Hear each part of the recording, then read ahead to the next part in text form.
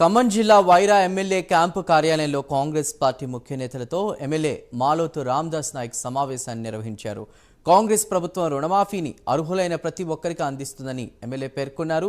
కాంగ్రెస్ అభివృద్ధి సంక్షేమ పథకాలను చేసి ఓర్వలేక ప్రతిపక్ష పార్టీ ఈ విధంగా విమర్శలు చేస్తుందన్నారు.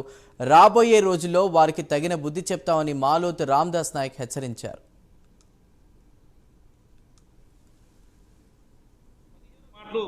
ఈ టీఆర్ఎస్లో మాటలు ఎవరు వినాల్సినంత అవసరం లేదు.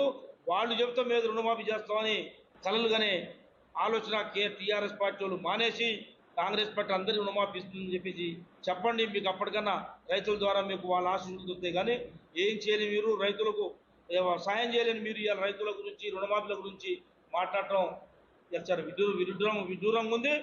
ఈ యొక్క తప్పుడు ప్రచారాన్ని మానేసి రైతులు అందరికీ కూడా కాంగ్రెస్ పార్టీ రుణమాఫీ చేస్తుంది. 2 లక్షల రూపాయలు పైబడిన వాటికి ఏం చేయాలి అని చెప్పేసి ఇవాళ అందరినీ అగ్రికల్చర్ ఆఫీసర్లందరినీ కూడా ఇవాళ మనం గ్రామాల్లో పంపి ఎంతమంది ఉన్నారో లిస్ట్ తయారు చేసే ప్రక్రియలో ఉన్నాం.